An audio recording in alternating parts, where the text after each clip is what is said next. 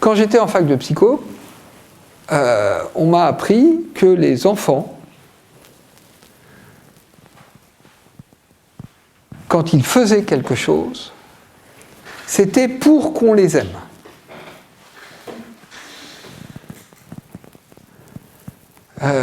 Que l'enfant, en fait, demandait sans arrêt de l'amour. Dolto disait « toute demande est une demande d'amour ». On m'apprenait qu'un enfant, quand je rentre du boulot et qu'il vient me raconter sa journée de classe, c'est pour que je m'occupe de lui. Ok ? Apprenez qu'un enfant qui fait une bêtise, c'est pour qu'on s'occupe de lui. C'est-à-dire une vision de l'enfant dans lequel c'est un truc insupportable qui passe son temps à arnaquer ses parents pour avoir de l'affectif. Et j'ai entendu même des psys pour enfants, des psychologues qui passent leur temps à aider des enfants, qui me parlaient comme ça des enfants, et je me disais, je leur disais ça, je leur disais, mais à t'entendre, c'est un monstre, pourquoi tu l'aides ? Parce que il passe son temps à manipuler ses parents, il fait des crises pour emmerder les autres et pour qu'on s'occupe de lui, alors pourquoi tu veux qu'on l'aide à ce niveau-là ? Vous voyez, il y a un discours qui est d'une violence sur les enfants, qui est assez énorme. Et puis moi je réfléchissais et je me disais, mais ah bon, c'est comme ça qu'on est fait, donc. Quand je rends service, par exemple, à un copain, d'après ce qu'expliquent les psys, c'est pas gratuit. C'est pour qui même. Ça donne une vachement haute opinion de soi-même. Hein. Vous voyez là, c'est-à-dire, je regardais ça et je me disais, mais putain, Et puis, j'ai des enfants. Et toute demande est une demande d'amour. Moi, quand je voyais le gamin au supermarché qui voulait un paquet de cartes Pokémon, j'avais pas l'impression qu'il voulait de l'amour. J'avais l'impression qu'il voulait des cartes Pokémon. Vous voyez ce que je veux dire ? C'est-à-dire un truc de... Ça colle pas, quoi. Et puis que si le gamin, il commençait à essayer de me manipuler pour avoir des cartes, c'était une preuve d'intelligence. Je me disais, c'est bien, il va s'en sortir dans la vie. Il est capable de se donner les moyens d'obtenir ce qu'il veut. Je trouvais ça plutôt chouette, quoi. Vous voyez le... Alors, bon, tous les pères n'apprennent pas à leurs gamins comment on fait pour se rouler par terre dans le supermarché. Mais bon, c'est... ça peut être amusant. Bon. Et puis je me suis dit, qu'est-ce qui se passe si on inverse le phénomène ? C'est-à-dire, encore une fois, je me suis dit, moi, quand je rends service à un copain, c'est pas pour qui m'aime, c'est parce que je l'aime. C'est tout. C'est-à-dire, qu'est-ce qui se passe si on regarde le comportement des enfants avec la notion de, à la base, un enfant, je dis bien à la base, un enfant, il fait quelque chose parce qu'il aime. Un enfant, il fait un dessin pour sa maman. Alors, les psys vont dire c'est pour que sa maman l'aime. Moi, je dis non, il fait un dessin à sa maman parce qu'il aime sa maman. Donc, il lui donne quelque chose. Vous voyez là ? C'est-à-dire, on inverse le truc. Qu'est-ce qui se passe si on commence à regarder les choses comme ça ? Et puis, du coup, qu'est-ce qui se passe en fonction de la réaction des parents ? Qu'est-ce qui se passe si on considère que l'enfant, il est pris dans un espèce de mouvement d'amour pour le monde, en fait ? Un truc spontané. C'est pas réfléchi et c'est pas un manipulateur. Sauf s'il veut un paquet de cartes Pokémon. Vous voyez là ? Et là, ça devient intéressant. Parce que du coup, il y a ce truc de mouvement d'amour, quoi. Et puis, bah, ça veut dire que quand je rentre du boulot et que la gamine elle vient me raconter sa journée de classe, c'est pas pour que je m'occupe d'elle, c'est parce qu'elle est en train de s'occuper de moi. Elle est en train de me donner une part de sa vie que je n'ai pas pu partager avec elle. C'est un cadeau. Vous voyez l'inversion? Et du coup, c'est plus pareil. Le gamin, il nous donne un dessin, on n'arrive pas trop à voir ce que c'est que ce dessin. C'est peut-être une girafe, peut-être pas. Ah, c'est moi. Bon, d'accord. Mais, je veux dire, bah, c'est un cadeau, quoi. Donc, du coup, bah, on va prendre. Bon, on connaît tout ça, hein. On reçoit les cadeaux à la fête des mères, à la fête des pères, on se dit, merde, qu'est-ce que je vais en faire? Mais le truc, c'est ça. Mais vous voyez, c'est-à-dire que l'enfant, il y a un mouvement. Il y a un mouvement spontané. Si le parent, il reçoit. Si le parent, il reçoit, bah, l'enfant, ça va conforter ce mouvement spontané. Ça va conforter le fait que comment il est, sa façon d'être, sa façon de donner, elle est bonne. Imaginons 2 secondes un enfant qui grandirait avec des parents qui recevraient toujours. Ça n'existe pas, mais imaginons 2 secondes. Bah, ce serait un enfant super épanoui, une confiance en lui phénoménale. Quand il arriverait à l'adolescence et fait d'aller se confronter au monde adulte, machin, etc., il serait construit sur un socle vachement solide. Vous voyez un petit peu là. Sauf que ça n'existe pas, des parents qui seraient toujours disponibles pour recevoir. Je veux dire, il y a la vie, quoi. Des fois, on est crevé. Des fois, on est fatigué. Des fois, on se demande pourquoi on a fait des gosses. Des fois, on a envie d'être peinard, etc. Donc, des fois, bah, on a du mal à recevoir. Et puis, il y a des fois, il y a des gens, ils ont des histoires compliquées. Depuis ce matin, j'ai introduit la notion de vulnérabilité. Mais quand on donne, donner dans la spontanéité, mais recevoir, ça peut être une forme de vulnérabilité. Ça peut être quelque chose de très très difficile. De se laisser aller simplement à recevoir sans rien donner en échange. C'est de la vulnérabilité. Donc il y a des gens, ils n'arrivent pas à recevoir. Il y a des gens, en tant qu'adultes, ils arrivent à donner, mais de façon matérielle, par exemple, de façon bien contrôlée. Mais ils n'arrivent pas à recevoir l'amour que peut donner l'enfant de façon spontanée. Et il n'est pas question de maltraitance. Il est question juste de gens qui ont, au fond d'eux, quelque chose qui les empêche de se laisser aller dans la réception de la tendresse. Oui. Parce que quand je parle de ça, les gens immédiatement, ils imaginent le mec qui prend le dessin, là, pam, pam, va te coucher, ramène-moi un truc qu'on puisse exposer au Louvre. Non, non, c'est pas ça dont je vous parle. C'est que c'est très compliqué des fois de recevoir pour certaines personnes. Parce que, encore une fois, c'est de la vulnérabilité. Se laisser aller à recevoir. Et il y a des gens, bah, leur histoire fait qu'ils ne peuvent pas être vulnérables. Pour eux, c'est dangereux. Du coup, qu'est-ce qui se passe pour le gamin qui donne? Bah, il donne et bam, il est face à un mur.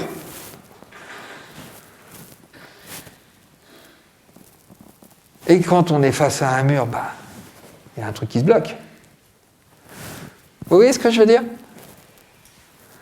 Et là, il y a un malentendu. Et ce truc-là, moi, je le trouve vachement important. C'est pour ça que je vous en parle. C'est quelque chose, j'essaie de transmettre au maximum de gens. C'est que, bah, l'enfant, au lieu de se dire, bah ouais, papa a une journée difficile au bureau. Papa a été élevé par grand-maman, c'est pas étonnant qu'il soit insupportable. Je sais pas quoi, vous voyez?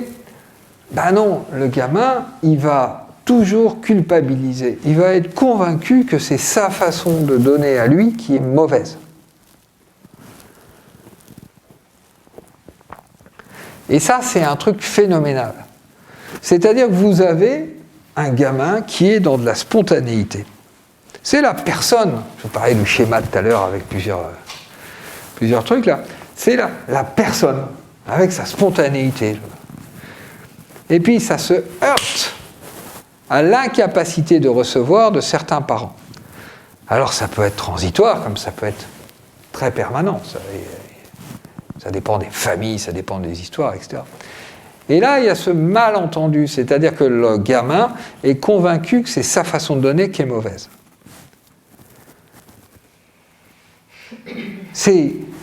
Voilà, je ne sais pas aimer. Et ça, pour un enfant, ça veut dire, il faut que je fasse autrement. Ma façon de donner n'est pas bonne, donc je vais observer comment il faut faire pour arriver à ce que mes parents reçoivent. Comment je vais faire, c'est un truc d'amour, hein, comment je vais faire pour pouvoir donner à mes parents.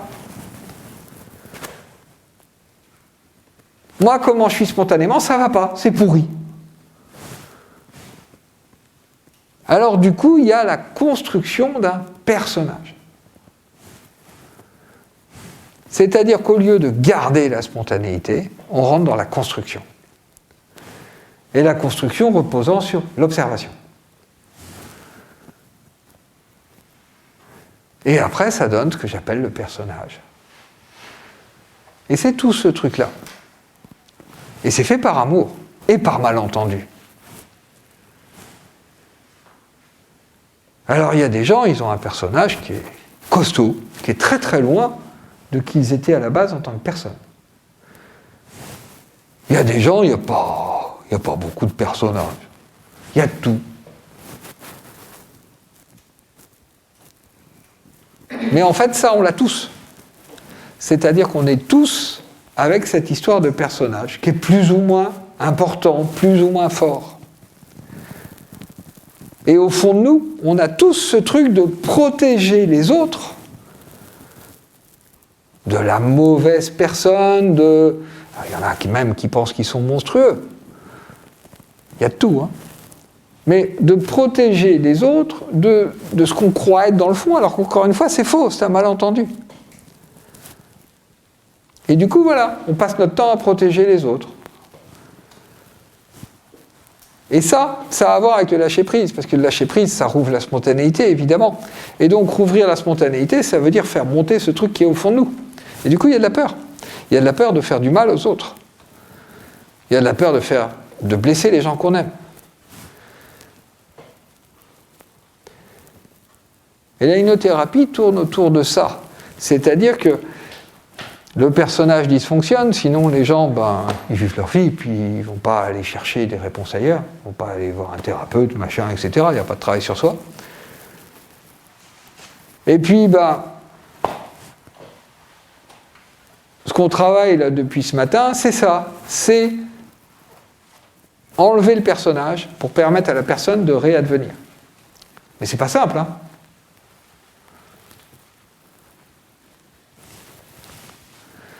Et alors souvent, moi, quand j'explique ça, les gens me disent ouais, mais non, attends, moi, ma spontanéité, quand je suis spontané, je fais que des conneries. Alors je leur demande quand est-ce qu'ils sont spontanés. Alors ils m'expliquent que c'est quand ils ont picolé. Et puis, il y en a d'autres qui vont m'expliquer que c'est quand ils sont très énervés. Sauf que ça, c'est pas de la spontanéité. Ça, c'est ce que moi j'appelle des grabouillis. C'est-à-dire que c'est déclenché, non pas par un mouvement de vie, un mouvement d'amour qui est là dans le fond, c'est déclenché par de la peur, c'est déclenché par du mal-être. Et c'est pas du tout la spontanéité, ça. Mais ça va nourrir la croyance qu'on est des gens mauvais. Parce que c'est du laisser-aller. C'est j'ai peur, alors il y a un comportement qui se déclenche qui est n'importe quoi.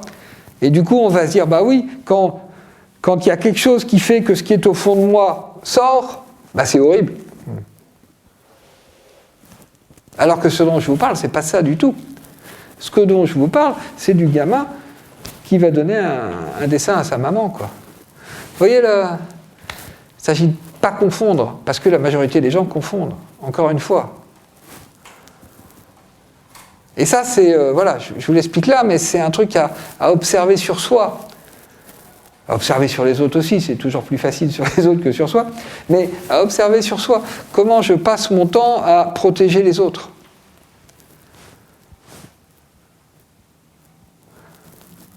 Sachant que parfois, pour protéger les autres, je les empêche d'exister. C'est-à-dire, parfois, croyant protéger les autres, je vais faire des dégâts. Vous voyez, c'est un cercle vicieux, tout ça. Ça va, ça vous paraît à peu près clair? Ok? Ça vous dit qu'on fasse un petit exercice là-dessus? Je vous invite à fermer les yeux.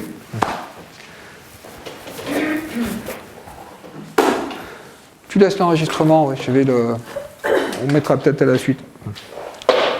Hop là. Et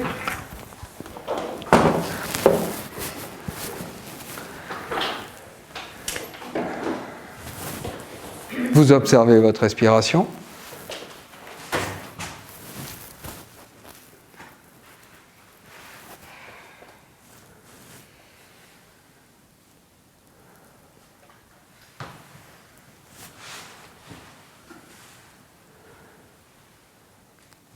Vous prenez conscience de la position de votre bassin.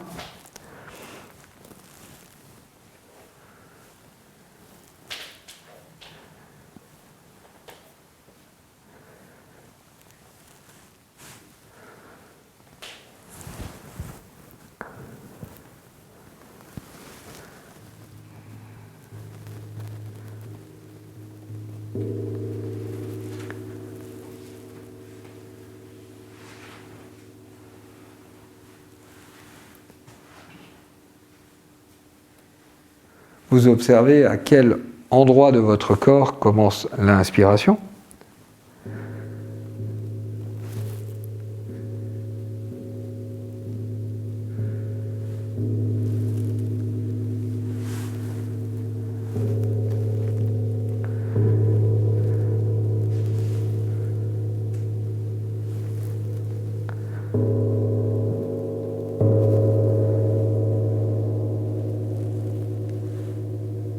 Vous observez s'il y a une pause à la fin de l'inspiration ou pas.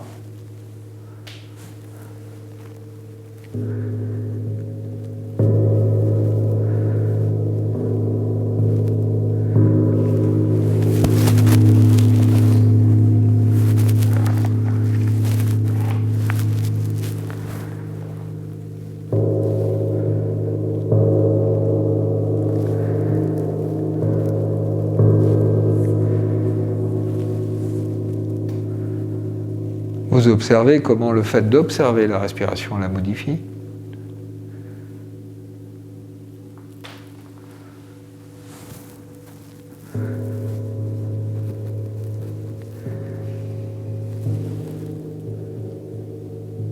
Voilà, vous ne faites rien.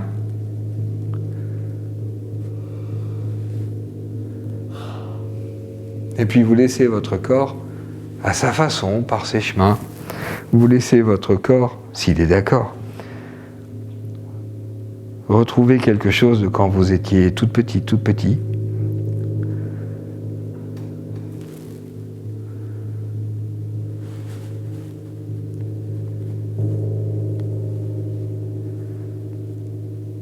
Quand vous étiez envahi par cet élan d'amour vers la vie, vers vos proches, vers vos parents, vers vos frères et sœurs, s'il en avait, vers le monde.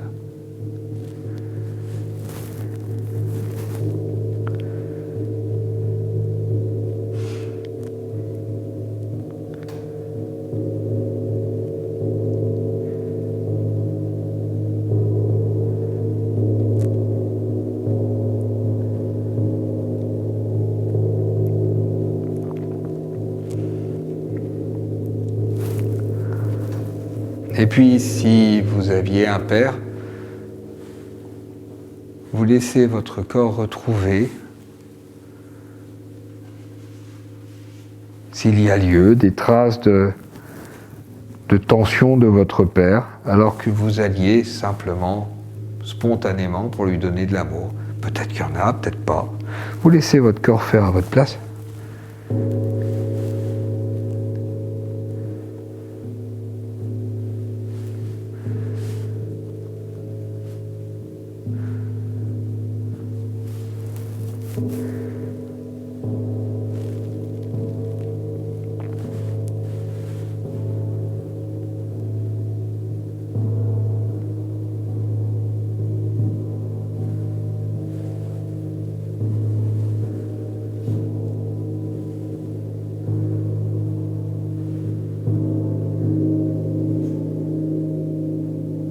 Encore.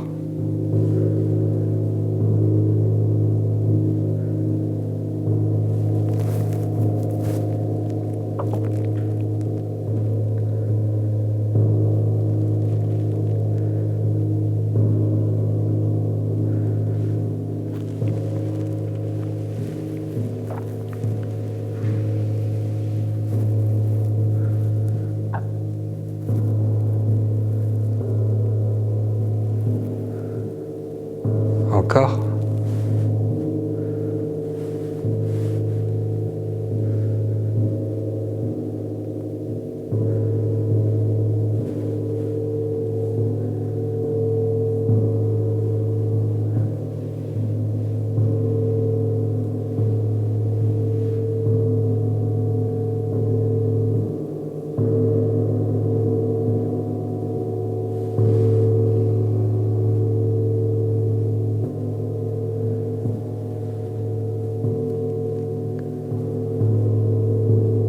Ouais, très bien, encore.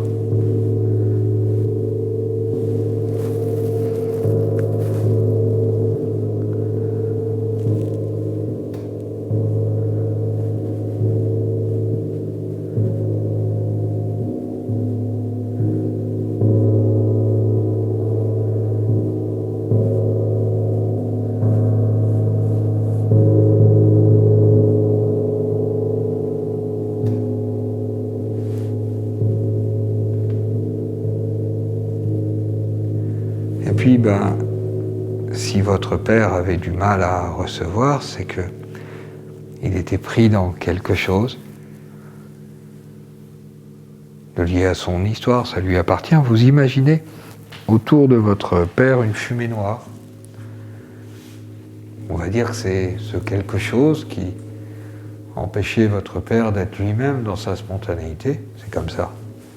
Et vous ne faites rien, vous laissez votre corps faire ce qu'il a à faire par rapport à l'impact de cette fumée noire, de l'histoire de votre père ou de sa famille, à l'impact de cette fumée noire sur vous, sur votre corps. Vous laissez votre corps faire ce qu'il a à faire.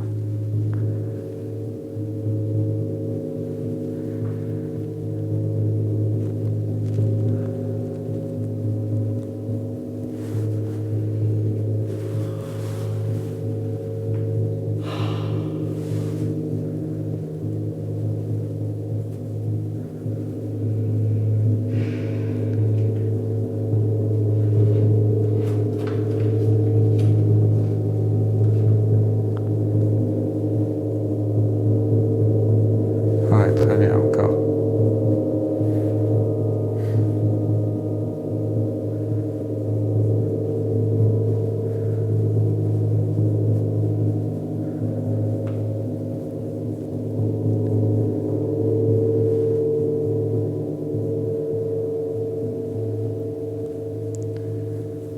Et puis, si votre corps est d'accord, il remet en marche ce mouvement qui a été bloqué.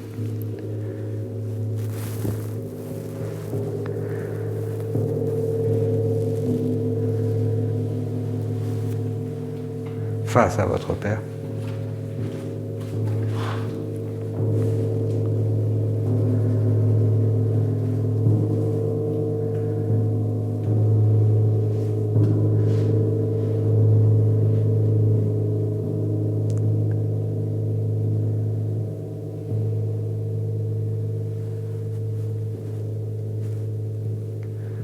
Et puis maintenant, vous laissez venir quelque chose de votre mère.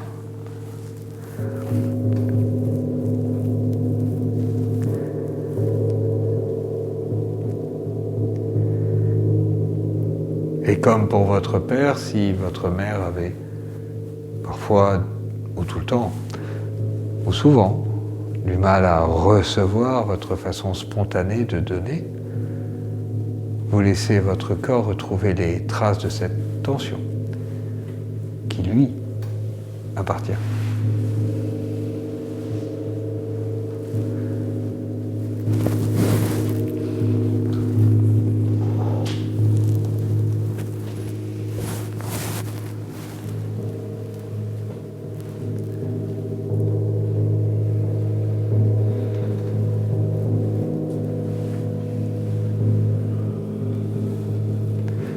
Et votre corps fait ce qu'il a à faire. C'est lui qui décide.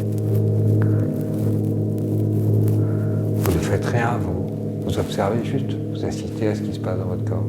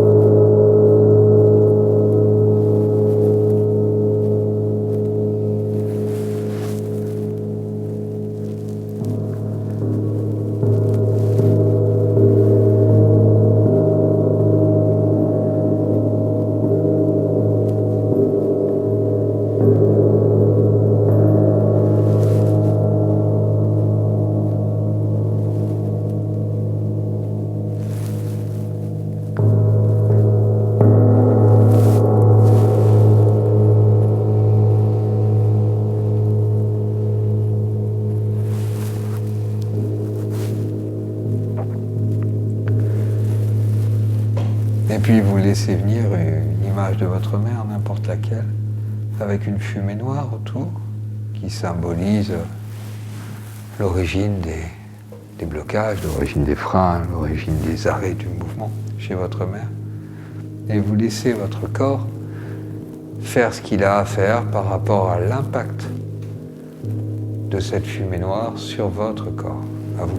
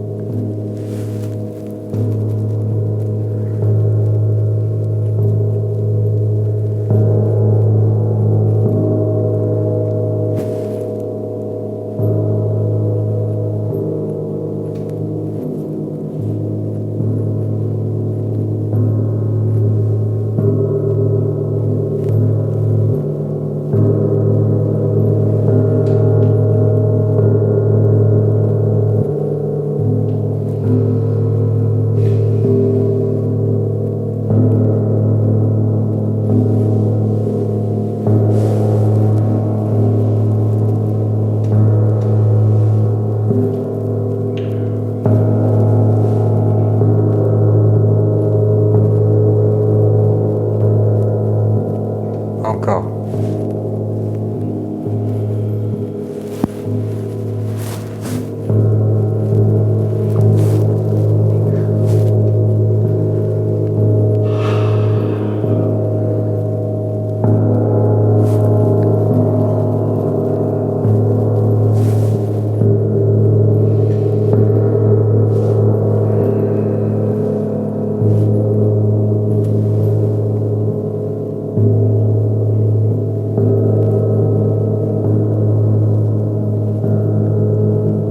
Encore.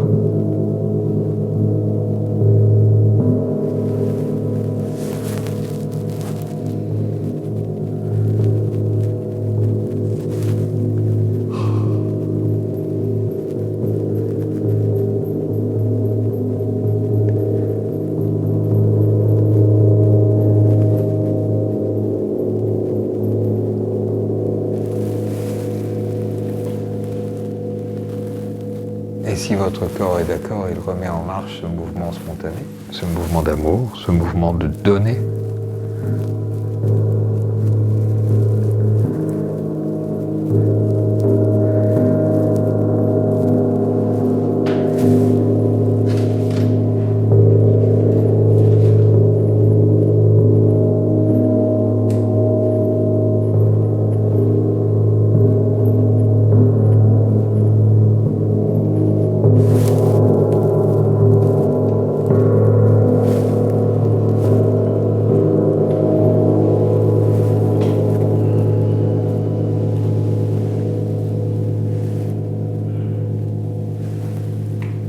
puis vous laissez votre corps aller observer comment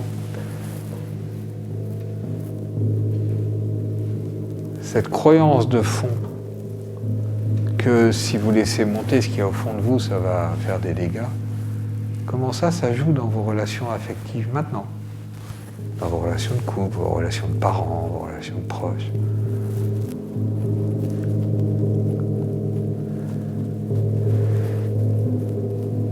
Comment en fait vous passez beaucoup de temps à protéger les autres de vous-même ou de ce que vous croyez être vous-même. Et vous laissez, si votre corps est d'accord, cette tension qui est là en permanence, vous laissez votre corps s'en occuper, faire ce qu'il a à faire, ce qu'il est d'accord pour faire aujourd'hui avec cette tension de fond. Ouais.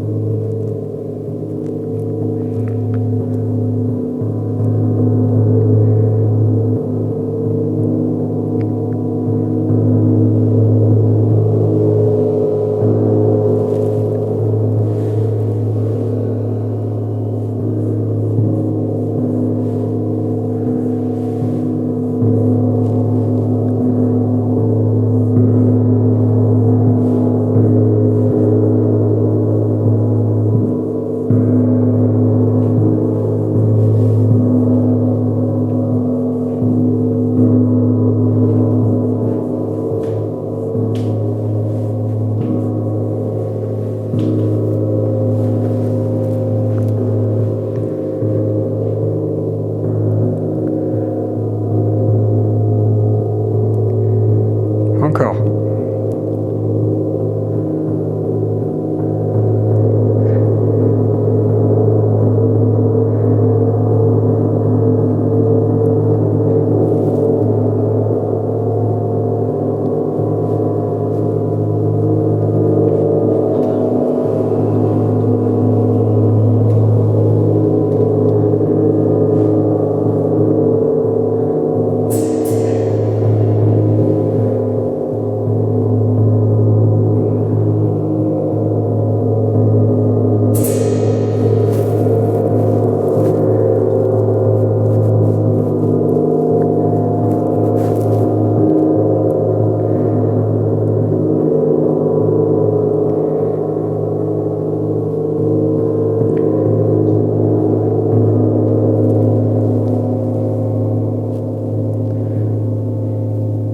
Si votre corps est d'accord, il laisse se rouvrir dans vous la petite fille, le petit garçon qui donne,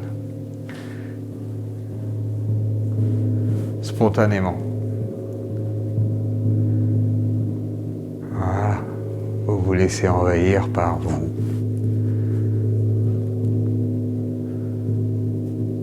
Ouais.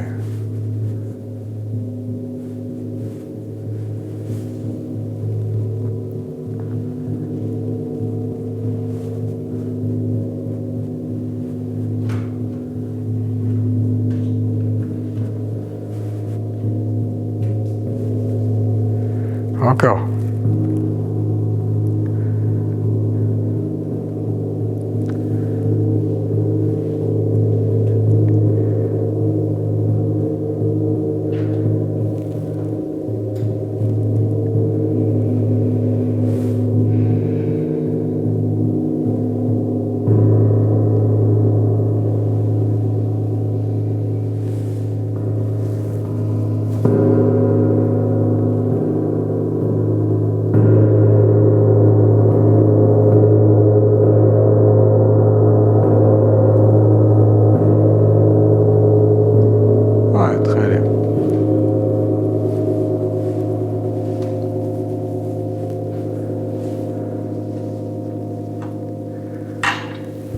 Et vous laissez quelque chose comme une force qui vous envahit, vous ramener vers la surface, à son rythme, à sa façon.